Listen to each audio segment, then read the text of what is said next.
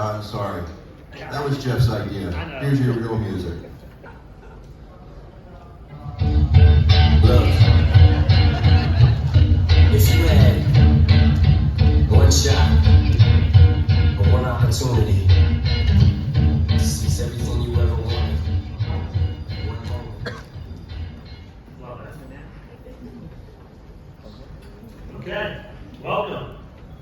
So today we're going to talk about the masters of shop at home.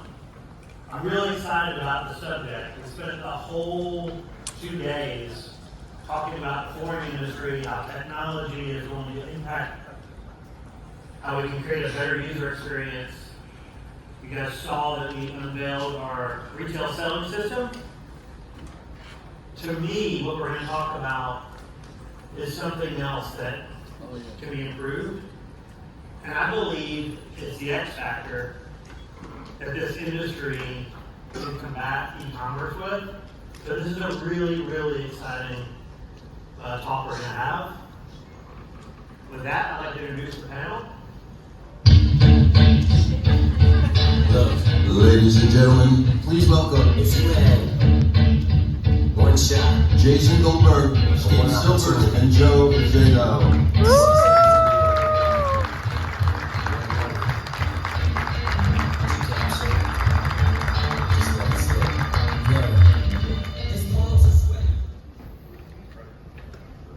Go ahead. This is some serious horsepower up here. I don't even know what to do. I'm a little intimidated. Can we start with a happy birthday to Scott Ariel in here? Happy birthday to Scott! Happy Birthday to Scott. Happy birthday to you! I knew this was going to live on the sun up here. You have 3 very, very unique people. One person is a little scary when he talks. One person is funny. And another guy that makes you cry. So it's a very, very interesting group of guys. A lot of success. They all have amazing, amazing stories. They're incredibly successful in what they do. They do it completely differently, all 3 of them. So I think that's what's unique. And that's what's unique about an event like this, bringing all of us together. We're all in this industry together, trying to accomplish the same things, doing it different ways, and that's really what's exciting about being a technology platform and be able to work with manufacturers and dealers who all do it different, but can leverage our technology to create a better user experience. So you can see some facts here. We're going to get into this as quick as we can, so we have some time for Q&A after. These are some fun facts, or some, I don't know if they're fun, but there's some facts about the guys. We're not going to go through this fast and read it, that'd be weird. But you can see some of the things here that are unique about these 3 fellows. So, shop at home, like I said, is done differently by all of these guys. I'm going to let each of them talk a little bit about the makeup of their trucks or their vehicles and the people that work for them as far as in the field and selling.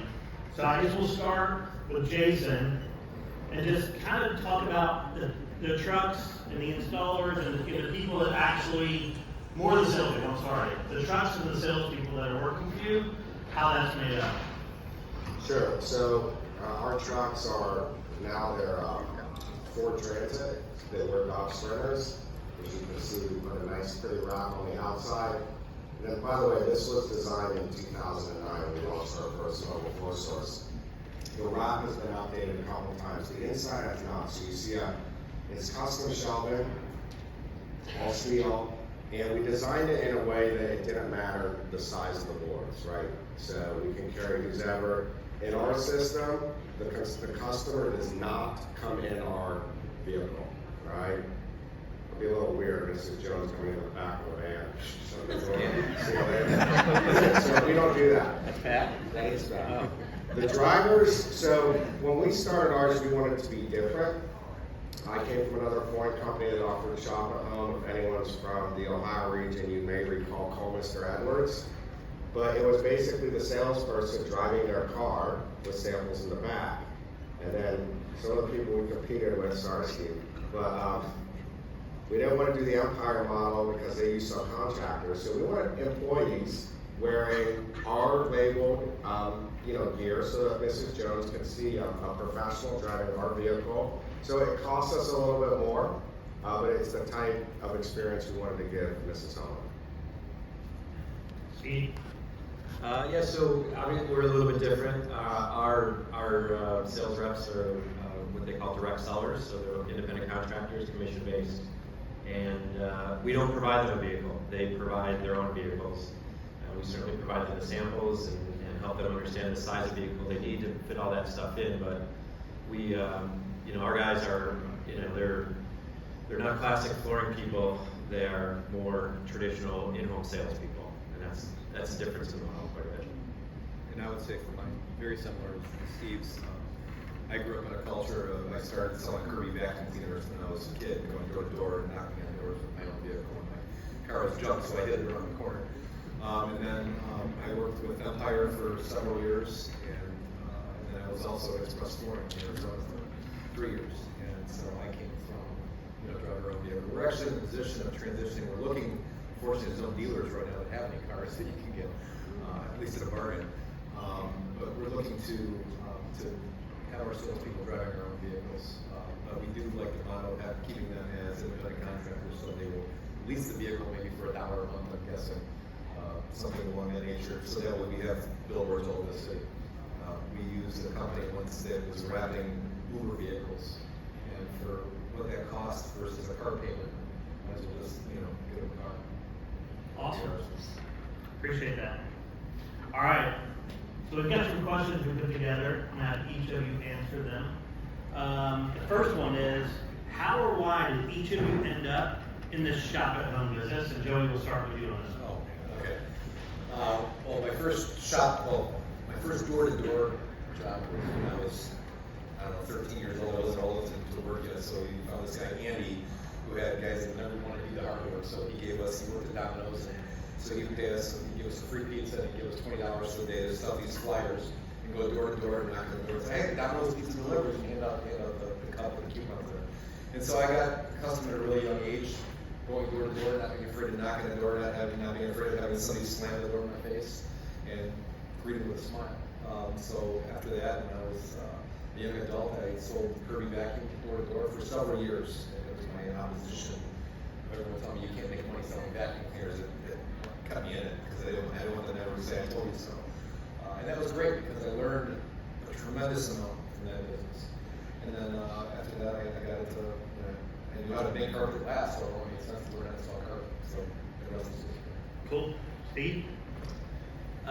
Yeah, as I mentioned yesterday, it's completely by accident, right? So I'm a CPA, an accountant, I was a CFO, and I just happened to, get hired by a founder of a shop at home flooring company, and had a couple of really good mentors there who taught me how the industry worked and how the business worked.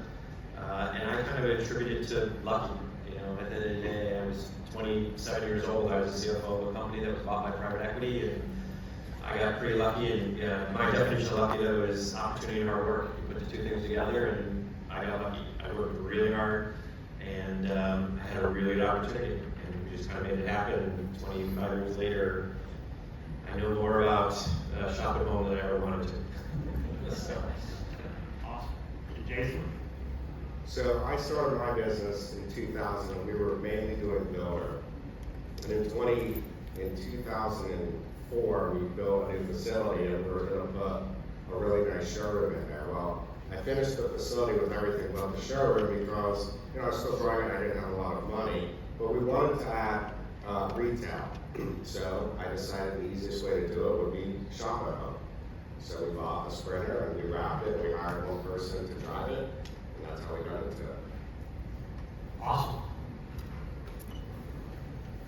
So, all three of you have been in shop at home for a very long time.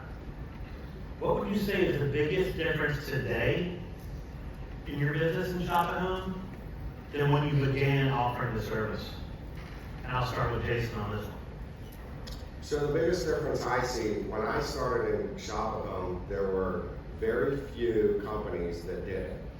And the few companies that did it either used the model that Steve described, using independent contractors, so driving their own vehicles, or what my previous employer did, their employees driving their vehicles.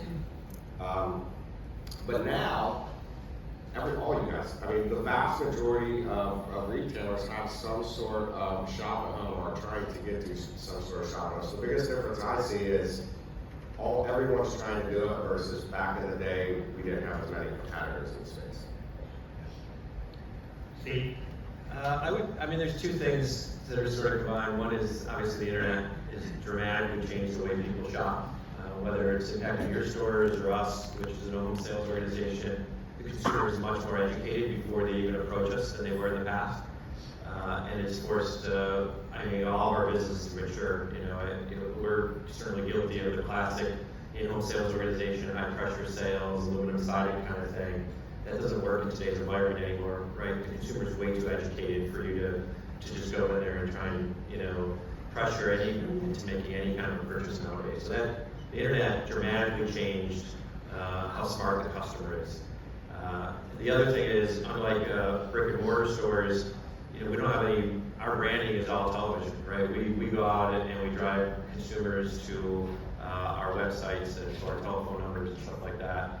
And, consumers, the way they watch television and everything else between their phones and the media is, it's much more difficult to reach people, and frankly, it's a lot more expensive to reach people nowadays. So that's changed the business model quite a bit.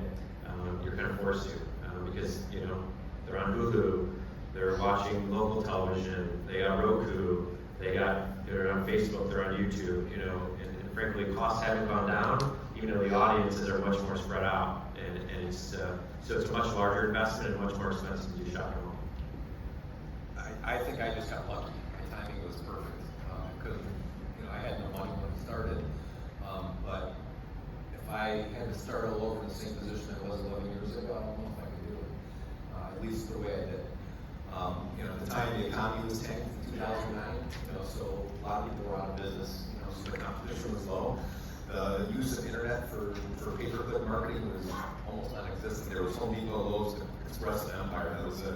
So the cost per click was nothing. And now it's so flooded that, unless you have a really good, somebody to manage that pay-per-click like Floorcon, formerly Ad-Hoc, it'd be really expensive. That trial and error. A lot of people go out of business because they run out of money before they run out of errors, and it can be really challenging now. So I got really lucky. I think, like Steve was saying, the cost has been the big thing. Also, when I started, there was very few shop-at-home companies. So their Empire was the big one in the Detroit marketplace, and that was it. Nobody else was doing it. So it was easy to do at the time. We had a huge advantage at Empire because we were the first. When you're the first to do something, when you're a market leader, you're infinitely more successful in a much lower from an investment perspective. And on top of it, we benefited from WGN television. So if anybody knows WGN television was a superstation. It was that advertising went everywhere throughout the United States. So we were only buying media for local Chicago media, but we had a huge benefit. So when we went to new markets at that point, people thought they already knew Empire, that we had been there for years. In fact, we just entered the market, but no one knew that. They just assumed they'd been watching us on WGN for years and just thought we were part of the marketplace. That just doesn't exist. That benefit doesn't exist anymore. I think people check companies out more now than they did. That's what Jason was saying with technology. When I started, it was knock on the door. Okay, come on in. Now it's you got to make sure your reviews are up. You got to make sure that you're doing the right things around yourself. I mean, I think all those answers map into what we've been talking about. To get people's attention today in the marketplace is not what it was 2 years ago, 6 months ago. The competition, the amount of messages being thrown at these consumers to buy flooring specifically, we're talking about that, has increased exponentially. So how do you separate yourself? These guys are offering something that not everybody offers and they're really good at it. They all have 3 different styles, as you can see, of marketing. They all work, but they're all different, right? So that's what's interesting. There was a question asked yesterday, how do we work with all all you guys and not step on each other's toes when you can see how every single company is very, very different. And you can be successful, and that's really what makes you guys special in the marketplace. You've all got a story to tell. It's individual, it's your own. It's a service that what you have to offer is that individualism versus a box store. So, anyway. Okay. Last question. For a brick and mortar dealer who is interested in shopping at home, what is some advice to think about before getting started? And Steve, I'll let you start. Don't do it. Next. Yeah, I mean, I think it's it's tough to combine, in my opinion, and Jason sounds like he's been successful at it, but it's tough to combine brick and mortar with shop at home. Because of the sales structure, the product sampling process, and there's a lot that goes into it. And I don't want to say it's a different business model, because we're all selling flooring, but there are pretty substantial differences. So if you're going to do it, I think you either make the decision you're really going to do it, and just you got to get, not that you have to close your store and be all in, but you got to take it pretty seriously. And for most of us, day to day, if we don't, again, go back to, if we don't have the right team and the right organization in place, and we're not empowering people to make decisions, do things, you'll be too overwhelmed and too busy to be great at anything. And there's nothing worse than being okay at a lot of different things and not great at anything. And you're better off staying focused on whatever that is. And I'm not discouraging anyone, but if you're going to do something, you got to be great at it, or you're just like everybody else. And that's a strategic decision you have to make. Jason? So if you're going to do shop at home from your brick and mortar, the first thing that I would tell you is you're going to have to make an investment, and you're going to have to figure, like, if you think you're just going to buy a vehicle and wrap it, and all of a sudden you're in shop at home, you're sadly mistaken. How are you going to get the leads? And you heard these guys talk about in the previous question how it's getting more expensive and more difficult. So shop at home requires its own type of advertising and marketing to generate the type of leads of those people that want to shop at home. So really think about, do you really want to get into it? You're going to spend a decent amount of money on the vehicle itself. If you do it my way. If you're brick and mortar, I think you're pretty much going to do it my way with an employee, a company, and a vehicle. If you do it their way, you don't have as much upfront cost, but then you still have the cost of the marketing, right? So where do you want to put those marketing dollars? Now, if you have brick and mortar and you have shop at home, you can figure out a way of how you can advertise them, both together. And if you offer online, did we get rid of that question? Is that not? You said this is the last one. Is there not that? About e-commerce? No. There's not. Okay. If you do shop at home, if you do sales from your store, and you do e-commerce, then you have a way of talking to your consumer a little bit different than probably the vast majority of your competitors can. And that's how we do it. But we spend a lot of money on marketing to generate those leads.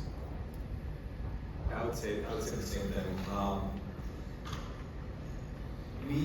I remember this figure. Right now we spend probably upwards between $200,000 and $300,000 a month on marketing. That sounds crazy. I couldn't fathom that just a few years ago. The first Google bill that I got was $1,000. I'm like, oh my God, that's like 2 car payments. So you got to be prepared to do the work. And like Jason was saying yesterday, hashtag do the work. You got to be able to commit. And when you commit, you really got to go all in. But the rewards are great, but you got to be willing to go all in. And the risk is great. So with great things, there's great rewards. There's usually great things. Then a tremendous amount of time investment. There's a real commitment. It's not something you can kind of do lackadaisically. But if you dive in and you really go all at it, there's really great potential. I want to add something to that. So when you jump in and you decide to do it, in those first couple months, you spend a bunch of money on advertising, and then you don't get the leads that you thought you were going to get, because the reality is no one knows who you are, and there's more established players in the market.